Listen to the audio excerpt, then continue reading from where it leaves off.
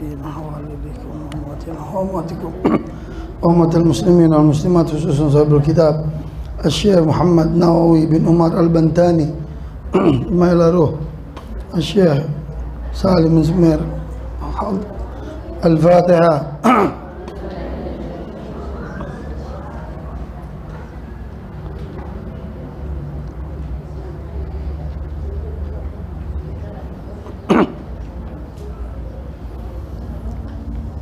Bismillahirrahmanirrahim.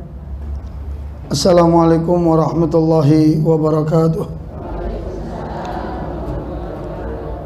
Alhamdulillah.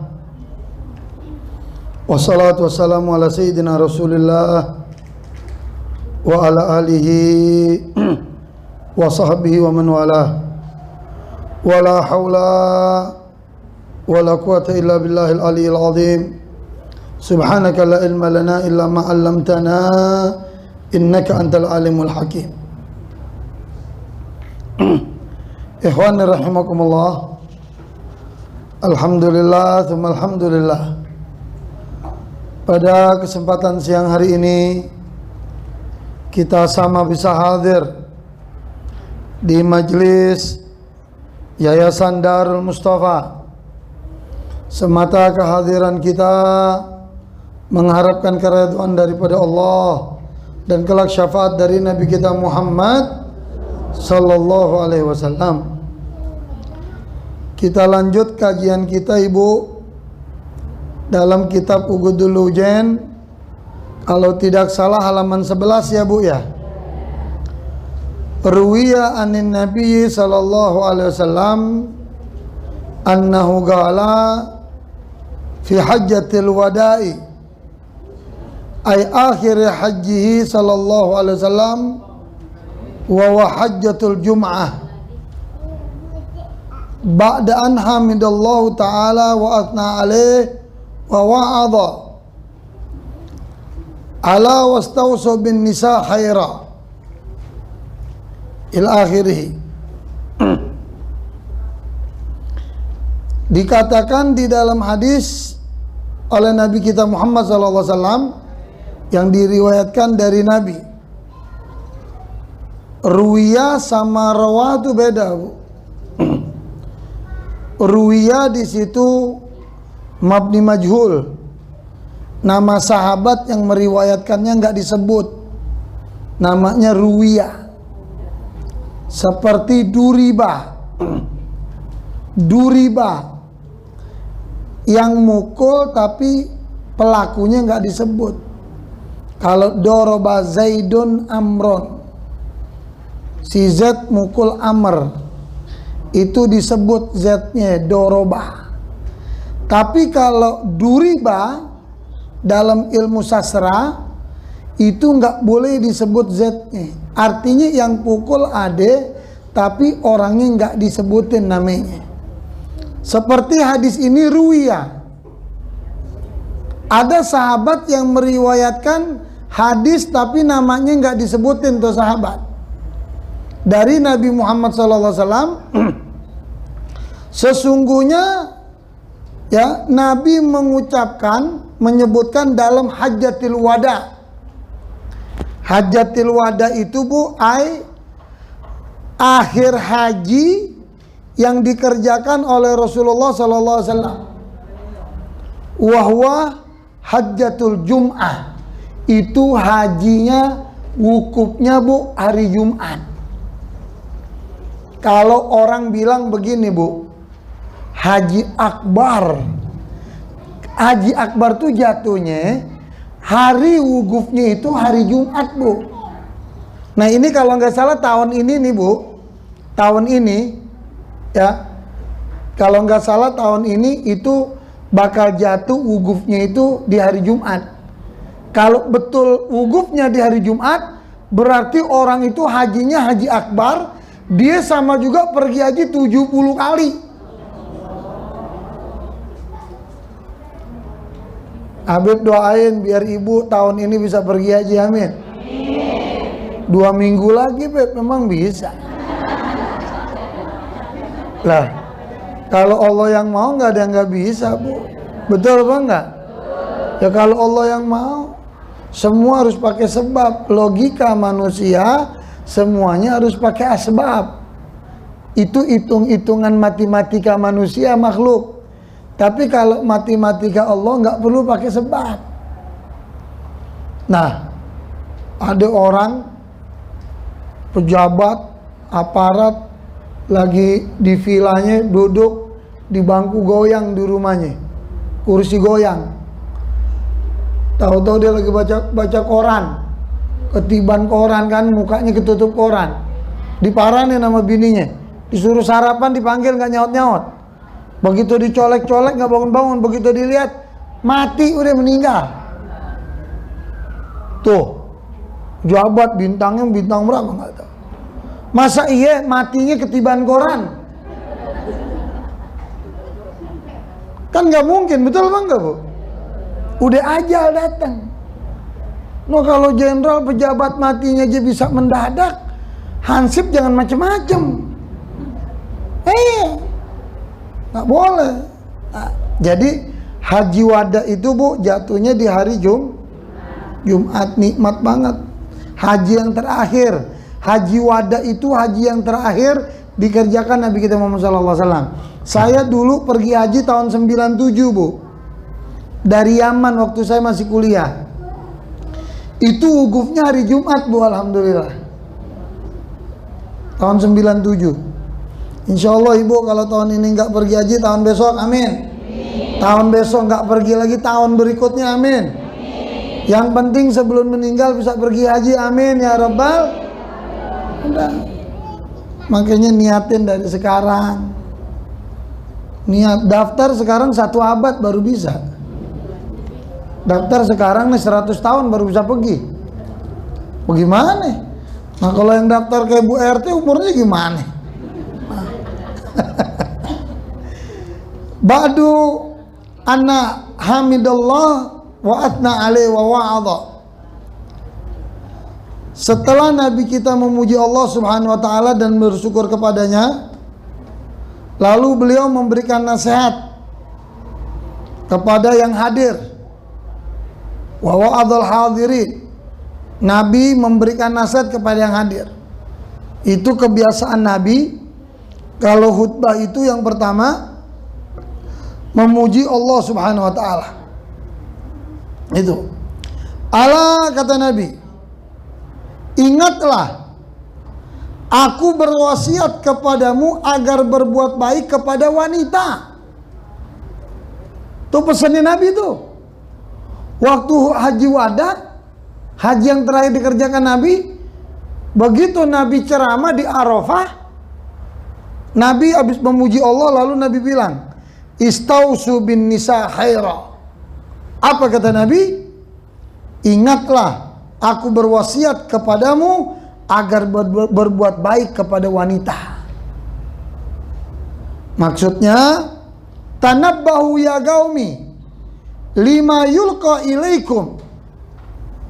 Ingatlah yakni wahai kaumku terhadap apa yang aku disampaikan kepadamu sekalian, ya. Berbuat baiklah kepada perempuan.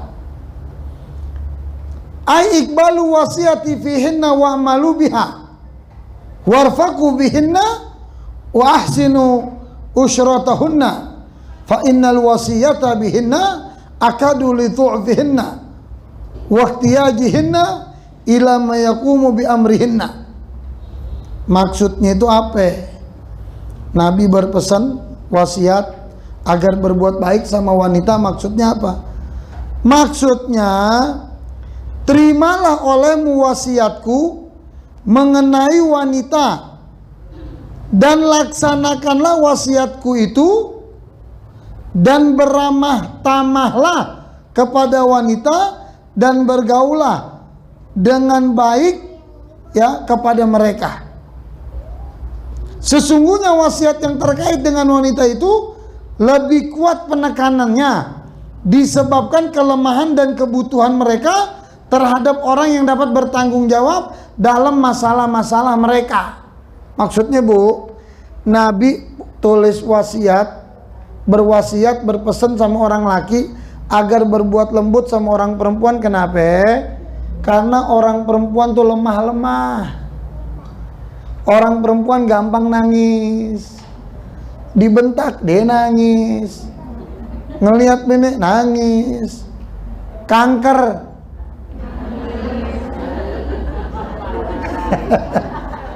nangis. Ngelihat anaknya susah nangis, ya kan? Lihat lakinya susah nangis, lihat lakinya seneng. Nah, kalau lakinya seneng kawin lagi gimana, Pak?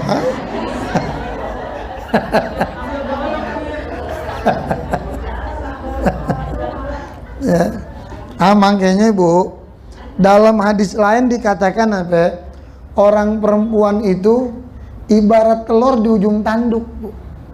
Tuh, hebat banget ini hadis Nabi. Telur di ujung tanduk artinya apa? Perempuan kalau dia kagak bisa jaga diri atau nggak bisa dijaga, jatuh, pecah udah. Artinya perempuan kalau udah rusak, susah untuk bertobat, susah untuk kembali. Makanya kita punya anak, kita jaga. Kita punya anak perempuan, kita bedain sama anak laki. Jangan anak dilepas aja ngawang kayak burung dara. Dilepas aja. Ngaji pulang jam 12 malam, jam 1 malam. Ngaji pulang tengah malam, boncengan sama laki yang bukan muhrim.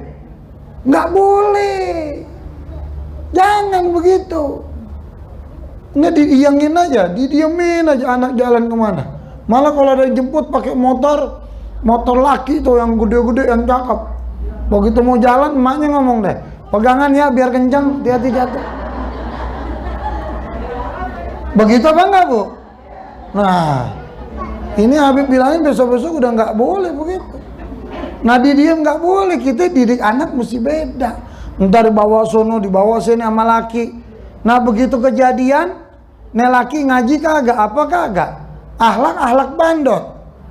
Nah begitu kejadian hamil, siapa yang tanggung jawab? Siapa yang malu? Nah makanya jaga, ibu jaga anak ibu, ya. Jangan lagi kalau ada, Bu, zaman sekarang nih Bu, nggak perlu penampilan. Kita mau cari mantu, penampilan boleh tapi bukan jadi yang utama. Ibu lihat, kalau orang mau jadi mantu, lihat begitu waktu sholat dia ke masjid apa enggak. Itu dulu kuncinya. Kalau dia datang ke rumah waktu sholat apa enggak, waktu dekat sholat apa enggak. Nah kalau dia duduk ngobrol tahu-tahu azan, permisi ke masjid, nah, itu cakep tuh. Itu cakep. Nah, ya dilihatin. Ya kita kan selebihnya kita tawakal sama Allah, betul apa enggak? Yang penting kita ikhtiar, kita lihatin. Kemudian wa fi nasbi khairan wajhani ahaduhuma annahu maf'ulun istausu, ya, li'annal makna if'alu bihinna khaira, wa thani maknahu ikbalu wasiyati wa'tu khairan fahuwa mansubun bifi'lin mahzufin kagauli ta'ala wala taqulu thalathatu intahu khairal lakum. Ini tambahan saja ini, ya. Lafadz khairan dinasobkan dengan dua macam cara. Bacaannya ada dua cara. Yang pertama karena menjadi maf'ul, lafadznya istausu, karena maksudnya adalah berbuat baiklah kamu kepada wanita.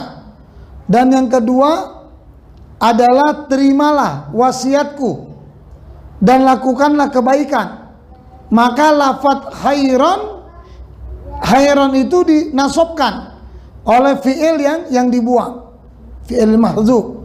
Kagauli ta'ala, sebagaimana firman Allah, dan janganlah kamu mengatakan Tuhan itu tiga.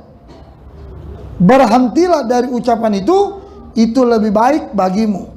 Jadi nggak boleh kalau kita bilang Allah itu ada lebih dari adat, karena udah dikatakan Qul huwallahu Allahus lam yalid walam. Katakanlah Allah itu satu. Nah kalau punya anak, yang satu mau hujan, yang satu nggak mau, gimana? Yang satu mau panas, yang satu mau mendung, gimana coba? Nggak bisa. Ya. Ai intau an dzalika wa tuhaira fa innahunna awanun. Karena sesungguhnya para wanita itu tertawan indakum di sisimu. Fa'awana bin nun al-maksurati jam'un aniyatin wa ya bisighatin muntaha al-jumu' wa inna makila lil mar'ati aniyatun li annaha mahbusatun kal asir inda zauj. Ya. Jadi kata di dalam hadis itu terusannya, karena sesungguhnya para wanita itu tertawan. Maksud tertawan di sini tanggung jawab, menjadi tanggung jawab orang laki. Ya, wa fil lafzi fa innahunna awarin birra jam'un ariyatin fa inna rijalu akhadhuhunna bi amanatillah. Dan laki-laki itulah yang memegang amanat terhadap orang perempuan semua. Makanya Habib udah pernah bilang kemarin, orang perempuan nggak ada sejarahnya wajib bekerja nyari duit, nggak ada. Tapi ya, yang wajib nyari duit itu adalah ya orang laki. Misalnya suaminya, kalau dia belum menikah, ayahnya tidak ada tanggung jawab daripada seorang perempuan untuk mencari nafkah, nggak ada. Oleh karena itu pentingnya kita tahu bahwa orang perempuan itu mempunyai kedudukan mulia di mata Allah. Makanya orang laki disuruh jaga kemuliaan tersebut. Nah, kalau nggak ada orang laki, orang perempuan nggak ada mulia, nggak akan bisa mulia. Nah kemudian dikatakan lanjutannya, laisa tamlikuna minhum syai'a ghaira dzalik. Ya, jadi laisa ay sya'nu, tak ada menguasai mereka sesuatu apapun selain melakukan. Artinya melakukan dengan apa? Melakukan dengan tanggung jawab. Melakukan dengan tanggung jawab. Jadi orang laki boleh dia berbuat terhadap istrinya apa saja boleh, tapi tanggung jawabnya itu harus dijaga. Nah kalau seorang istri sudah dipenuhi oleh suaminya, tapi tanggung jawab istri terhadap suami diabaikan, itu suami punya hak untuk meminta atau menceraikan daripada istri tersebut. Makanya hati-hati. Nah, jadi orang perempuan jangan sembarangan. Kita orang perempuan, kata Nabi di dalam hadis, orang perempuan tuh dulu nggak ada harganya zaman jahiliyah. Mohon maaf ya, itu dulu zaman jahiliyah orang perempuan udah kayak barang. Siapa aja yang orang laki mau dipakai, dihubungin, itu begitu, nggak ada harganya. Diangkat derajatnya sama Nabi orang perempuan. Derajatnya diangkat bu sama Nabi. Sampai kata Nabi 3 ayat Al-Quran. Pertama, janganlah kamu mendekati itu orang perempuan. Kemudian yang kedua, janganlah kamu pegang itu perempuan. Yang ketiga, nikahilah perempuan itu dengan kamu memberikan mahar. Artinya apa? Orang perempuan diangkat setinggi langit dalam Al-Quran. Makanya Nabi bilang apa? Akan datang tanda akhir zaman bu, apa? Orang perempuan udah diangkat derajatnya mulia, dia buat hina lagi dirinya. Kenapa? Dia buka-buka lagi auratnya, dia rusak lagi dirinya. Makanya itu tanda akhir zaman. Nah kalau dulu mu'alim Betawi, Kiai Haji Abdullah Syafi'i, itu kalau beliau ceramah bilang begini di Kuitang, kita mau ngelihat ketek ayam aja susah. Ini kata Kiai Abdullah Syafi'i nih, almarhum, mau ngelihat ketek ayam kita susah, dan ayam punya malu. Kenapa? Itu keteknya tuh ayam ditutupin pakai bulu. Nggak pernah ayam ngangkat keteknya ngablak. Tapi kata Kiai Abdullah Syafi'i, bakal datang nanti akhir zaman. Akhir zaman kata Nabi, orang perempuan bakal membuka aurat-auratnya dengan bangga. Sekarang bagaimana, Bu? Kalau dulu ada baju yang namanya you can see. Betul apa enggak? Aneh juga enggak tahu tuh baju you can see bagaimana. Cuman yang aneh tahu, ngablak bagian depan dah. Enggak laku tuh baju. Ada lagi baju, Bu, kaos itu di belakangnya tuh bolong. Di dadanya tuh bolong. Enggak ketinggalan model, yang di belakang bolong, yang di tengah bolong. Ini akhir zaman. Nah, ini hadis Nabi yang saya sampaikan. Wanita diangkatnya derajat tinggi sama Allah, tapi dia jatuhin derajatnya sendiri. Na'udzubillah. Makanya Habib pesan, kalau kita punya istri, kita jaga istri kita. Ya. Makanya ibu nih punya anak, jaga. Jangan sembarangan. Ya. Kemudian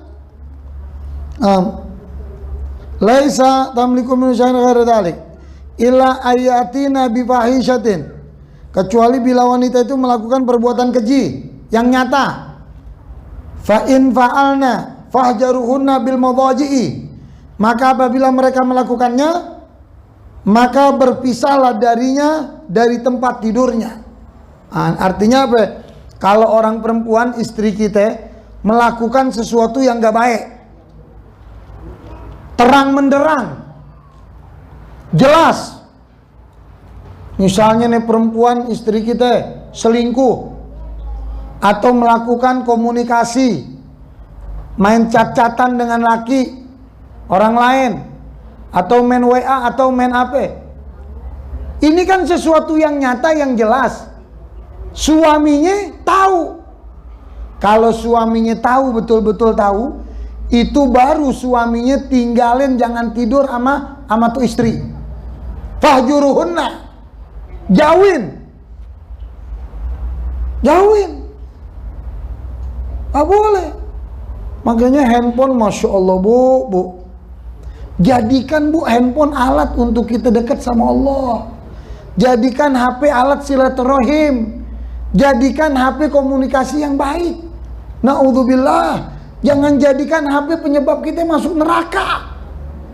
Ya Allah, saya sedih, Bu, lihat orang sekarang, Bu, kemana-mana dia pergi, jangan lagi HP-nya yang ketinggalan, Bu, cesannya ketinggalan, dia balik lagi. Betul bang, Bu? Apalagi HP-nya yang ketinggalan. HP ketinggalan seperti nyawa dia. Nyawa, hilang nyawa. Masya Allah, jangan jadikan HP itu menyebabkan kita masuk neraka Allah. Jangan menjadikan HP membuat suami jadi marah, membuat anak jadi marah, membuat orang jadi nggak suka. Jangan. Itu. Kemudian i'taziluhunna fil farash watruku madaja'uhunna ainum mahunna wa hadzal hajru la ghayata lahu li'annu li hajatin salahihah. Ya sebatasnya aja, Bu. Artinya nggak usah kita ini, ya sebatasnya sehari 2 hari kita nggak tidur sama istri kita, biar dia tobat, biar dia sadar. Begitu dia udah sadar, ya udah balik lagi. Jangan berminggu-minggu, berbulan-bulan. Lain lagi kalau ketahuan melakukan perbuatan yang keji, itu lain. Ya. Makanya, Bu, orang perempuan makin banyak main di luar, makin banyak ngiyeng orang perempuan, itu sifat malunya makin kurang. Betul gak? Orang perempuan kalau dia demen di rumah, itu malunya tinggi tuh. Tapi kalau dia demen ngayap, demen ngiyeng, itu malunya kurang. Nggak tahu dia tuh ngayap bahasa apa ya. Iya Bu, maksud Habib kalau jalannya bener nggak apa-apa. Maksud ngayap itu demen banget nongkrong di mall gitu. Belanja kagak apa kagak. Belanja cuman teh poci doang, duduknya 3 jam, mau ngapain? Nggak boleh. Ya begitu. Lakukan hajat sebutunya. Sebutunya aja. Iya. Makanya Bu, saya tahadusan binikmah Bu ya. Saya tuh sama istri-istri saya, sama anak-anak saya, itu saya nggak suka Bu. Iya Bu.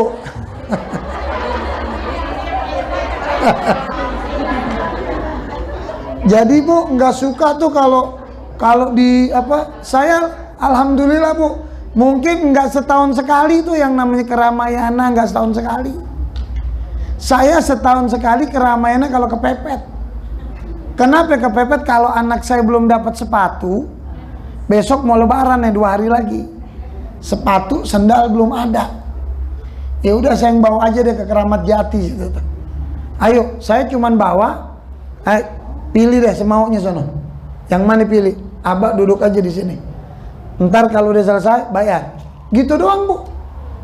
Nah makanya bukan artinya saya melarang ibu ke mall, ibu ke nggak apa-apa, silakan. Oh Beb, saya butuh refreshing, boleh. Tapi jangan melampaui batas, melampaui waktu. Kalau udah cukup udah. Modal 3.000 mau duduk berjam-jam gimana sih? Ya.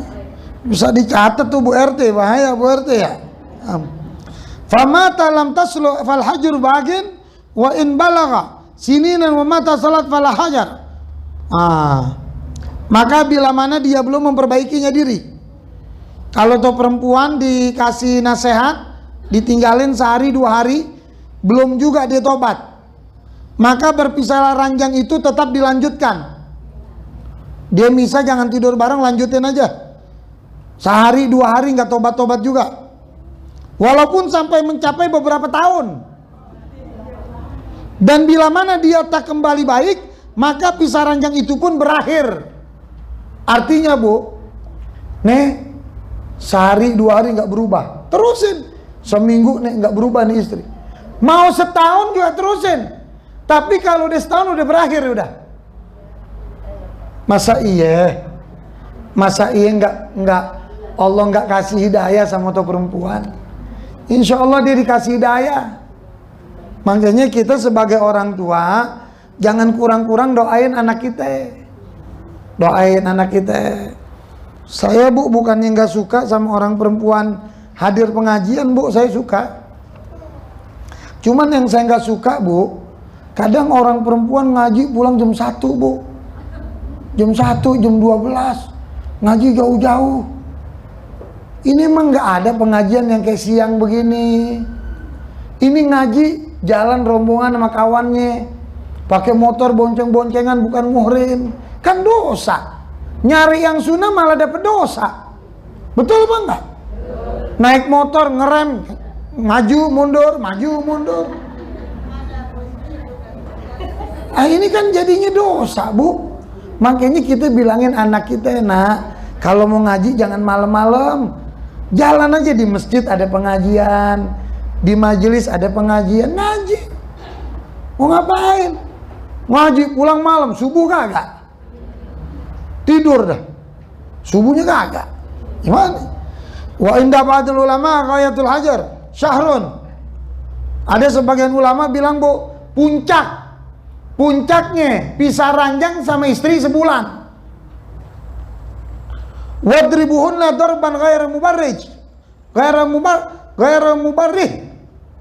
Dan pukullah mereka wanita dengan pukulan yang tidak menyakitkan. Artinya seorang suami boleh memukul istrinya, tapi jangan yang memberikan bekas. Jangan memberikan bekas, jangan yang buat dia sakit, nggak boleh. Ini sama istrinya, ditonjok istrinya mukanya, dipukul istrinya. Itu nggak boleh, dosa. Nggak boleh. Mau diempos kayak dicubit sambil dia ini bebiru, dicubitin, nggak boleh. Jadi boleh pukul sekedarnya aja, ya kan? Nah, tuh dikelitikin katanya, benar juga tuh. Nah, jadi nggak boleh. Begitu juga seorang istri, nggak boleh lagi sakit hati sama suami dicubitin, diemposin sampai biru-biru tuh laki. Kenapa? Saya gemes sama laki saya, Beb, katanya. Lah gemes kok orang pada biru, bagaimana? Nggak boleh begitu, ya. Wa huwa alladhi la yuksiru adman wa la yushuna udwan ay darban ghairi syadid wa dzalika lam yarjina bil hujran. Kata Nabi, yang maksudnya boleh kita pukul yang nggak boleh ngenain tulang dalam dia, yang nggak boleh bebekas, yang nggak boleh dengan keras, nggak boleh sampai dia cacat, nggak boleh. Ya pukul dengan pukulan sewajarnya saja. Telapak tangannya kita sabat, atau kakinya, telapaknya itu. Fa in atanakum fala tabghu alaihinna sabila. Maka apabila dia kembali taat kepadamu, maka janganlah kamu mencari-cari atas kesalahannya. Artinya kalau udah berubah itu istri, itu orang perempuan, jangan cari-cari terus kesalahannya. Nggak boleh. Nggak boleh dicari kesalahan istri, tapi dia menjaga agar jangan istrinya itu kembali ke jalan yang suaminya nggak suka, itu boleh. Itu kan dikasih warning, ya. Ayat tadi karena turman wajahul makana fina kan lam yakun fa inna ta'i min dzalika kamalan belah. Karena disebutkan apa? Orang yang sesungguhnya orang yang bertobat dari dosanya bagaikan orang tidak mempunyai dosa. Nah, kalau orang dia tobat, Bu, tobat ya dari dosa, ya dia tobat, itu sama juga dia orang yang nggak punya dosa. At-taib minadzan kamaladan balah.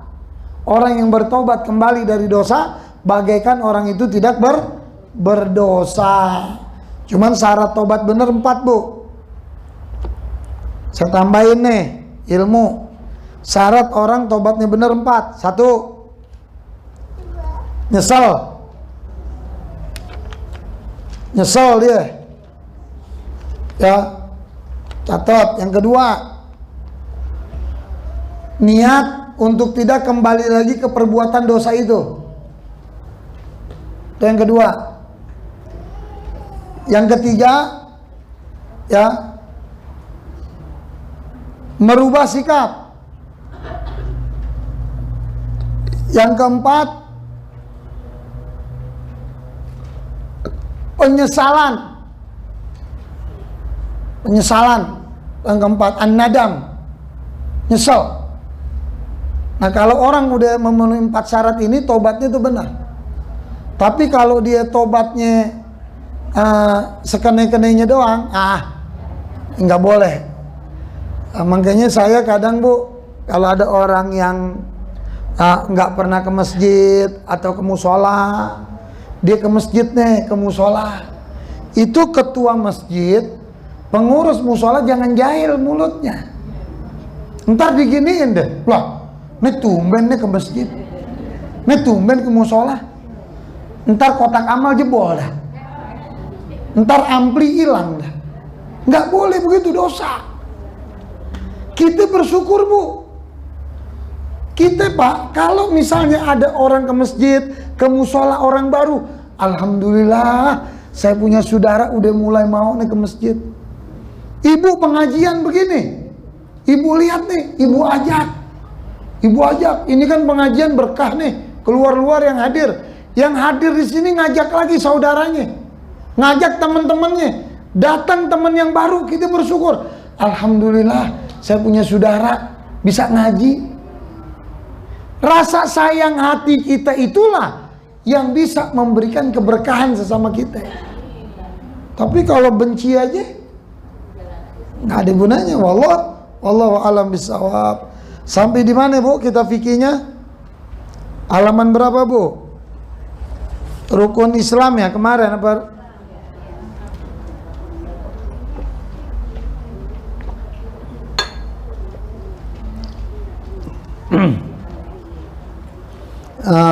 Rukun Islam udah kemarin kita bahas arkan jamak dari rukun ya, Bu ya. Ya. Rukun Islam itu ada 5, Bu. Yang pertama syahadatu alla ilaha illallah wa anna muhammadan rasulullah. Mengucapkan 2 kalimat syahadat. 2 kalimat syahadat itu begini, Bu. Asyhadu alla ilaha illallah wa asyhadu anna muhammadan. Itu syaratnya, Bu, ada 3. Syarat baca syahadat ada 3. 1, nggak boleh diputus. Misalnya ada orang mau masuk Islam, Bu. Ayo baca syahadat. Dibimbing sama ustadznya, asyhadu alla ilaha illallah wa asyhadu anna muhammadar rasulullah. Ini orang cuma ngikutin sebelah. Asyhadu alla ilaha illallah. Habis itu dia diam lama, ntar sore baru lagi wa asyhadu anna muhammad rasulullah. Itu nggak sah masuk Islamnya. Jadi syarat yang pertama nggak boleh terputus. Yang kedua mutawaliyah, langsung berlanjut, langsung nyambung. Jadi bagaimana? Begitu ada orang mau masuk Islam, pegang tangannya. Kemarin Nabi udah ajarin, jangan suruh dia mandi dulu. Atau yang laki sunat dulu, sunat. Ini hidayah dari Allah. Begitu Allah sudah kasih hidayah sama orang, jangan suruh apa-apa. Baca syahadat. Ibu nih, ada teman ibu orang perempuan mau masuk Islam, datang ke ustazah, masukin Islam langsung. Enggak usah suruh mandi hadas dulu, belakangan. Suruh baca syahadat. Begitu dia baca syahadat, asyhadu alla ilaha illallah wa asyhadu anna muhammadar rasulullah. Udah selesai, alhamdulillah udah masuk Islam. Habis itu baru kita bilang, ibu mandi ya. Nih saya kasih mukena sholat. Begitu, jangan dibuang waktu. Karena ada orang kejadian, Bu, begitu mau masuk Islam baca syahadat ditunda, Bu. Suruh mandi, suruh apa, suruh sunat. Susah, akhirnya nggak jadi masuk Islam. Siapa yang dosa? Itu orang. Nah, jadi itu yang kedua. Yang ketiga, syarat membaca syahadat itu dia tahu artinya dan meyakininya. Asyhadu alla ilaha illallah. Aku bersaksi tiada Tuhan selain Allah. Wa asyhadu anna Muhammad Rasulullah. Dan sesungguhnya Nabi Muhammad adalah utusan Allah. Tahu artinya dan dia yakin. Coba, Bu, dengan baca, Bu, dengan baca syahadat, Bu, yang tadinya Kristen, yang tadinya bukan Islam, jadi Islam, Bu. Itu apa? Lisan. Itu apa? Mulut. Tadi orang bukan suami istri, jadi halal karena apa? Karena nikah. Jadi jangan ibu bilang, ucapan itu biasa. Salah. Orang kalau dia udah ngucapin selamat Natal, bahaya itu udah. Itu kan mulut doang, Beb. Nah, orang baca syahadat mulut doang, sah Islam. Orang ijab kubul mulut doang, sah. Jadi kita umat Islam nggak boleh ngucapin selamat Natal tuh nggak boleh. Karena kalau kita sudah mengucapkan selamat Natal, berarti kita mengucapkan meyakini hari kelahiran Tuhan mereka itu. Nggak ada yang tahu kapan Nabi Allah Isa dilahirkan. Kalau tahu, kita tahu kapan Nabi Isa dilahirkan, tahu tahunnya, tahu waktunya. Kita umat Islam lebih berhak merayakan daripada mereka. Kita nggak tahu, ya. Nah, itu yang pertama, rukun Islam. Yang kedua, wa ita'u zakat, keluarin zakat. Jadi yang kedua rukun Islam zakat. Nanti ada pembahasannya satu persatu zakat tuh. Zakat terbagi menjadi dua. Ada zakat fitrah, ada zakat harta. Kemudian yang ketiga saum Ramadan. Puasa bulan Ramadan. Tuh yang ketiga, yang keempat ya, Yang kedua iqamis sholat. Yang pertama syahadat, yang kedua sholat. Ya, iqam itu maksudnya iqam bu, iqamis sholat mengerjakan maksudnya. Artinya kan mendirikan, tapi artinya mengerjakan. Syahadat, kemudian mengerjakan sholat, mengeluarkan zakat bagi yang mampu. Kemudian puasa Ramadan. Yang kelima, yang terakhir haji. Bait manis tatwa ilai sabila bagi yang mampu. Jadi kalau nggak mampu bu, nggak wajib. Jadi ibu nggak usah putus asa, beb. Saya orang miskin, saya orang susah, beb. Saya nggak bisa pergi. Jangan, nggak boleh putus asa bu. Doa aja bu, minta sama Allah. Mau haji, mau umroh, minta sama Allah. Urusan kalau sudah takdir Allah nggak ada yang susah. Bu, tahu nggak? Marbot masjid di tempat saya ngajar, marbot masjid udah 3 kali haji. Saya tanya, ente kok marbot kaya banget, bisa 3 kali pergi haji? Ane mau mampir ke rumah ente. Ane pikir orang kaya bu, daerah Rawamangun sana. Rumahnya bu, kaca naku zaman dulu pada pecah-pecah. Ubinnya ubin teraso, ubin zaman dulu. Ane tanya, ente bagaimana bisa pergi haji? Saya ada yang ngajak beb. Coba kalau Allah udah mau panggil bu, nggak ada yang susah. Makanya kita berdoa minta sama Allah. Nah, bagi yang nggak bisa pergi haji, dianjurin korban. Habib udah bahas. Cuman Habib mau kasih satu amalan bu. Kata Habib Abdullah bin Abdul Haddad Sohibur Ratib, ada orang perempuan, nenek-nenek, ibu-ibu datang, udah tua rempah, udah tua, dia datang kepada Habib Abdul Haddad Sohibur Ratib. Dia bilang, ya Habib Abdullah, saya udah tua, mau pergi haji, udah berdoa, belum dipanggil. Habib Abdul Haddad bilang, kamu mau mengerjakan satu amalan, pahalanya sama seperti haji yang mabrur, seperti haji yang diterima sama Allah. Mau? Apa? Kata Habib Abdul Haddad, kalau gitu kamu sholat subuh berjamaah, bangun sebelum azan subuh. Sebelum azan subuh bangun sholat 2 rakaat. Begitu azan subuh sholat gobliyah 2 rakaat.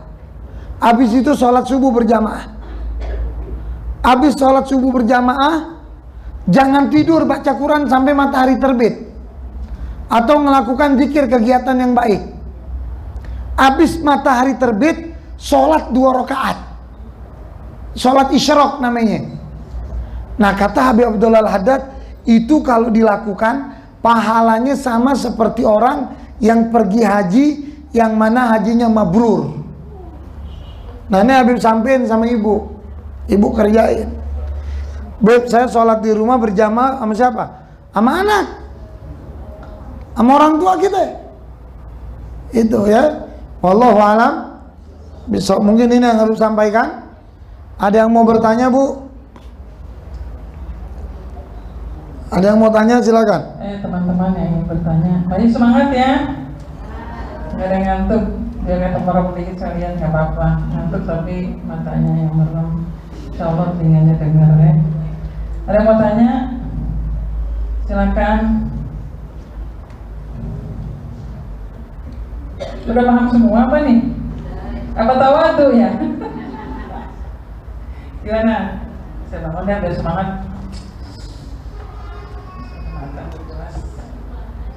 Gimana teman-teman? Ada yang mau tanya? Masih semangat ya? Masih semangat. Ayo, ada pertanyaan, Kemarin kan saya bilang dari rumah bawa pertanyaan apa aja mau ditanya gitu, seputar yang kita nggak tahu biar kita tahu. Jadi ada bimbingan. Oh ternyata kemarin kita keliru kan gitu. Kalau kita nanya jadi nggak sesat gitu. Gimana? Ada yang mau tanya? Di belakang, teman-teman ada yang mau tanya di belakang? Ayo. Gimana?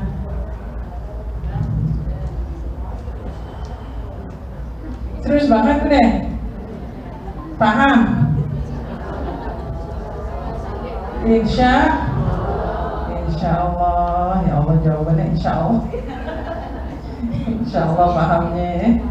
Nggak apa-apa, benar ya, mudah-mudahan apa yang disampaikan Habib tadi kita paham beneran ya.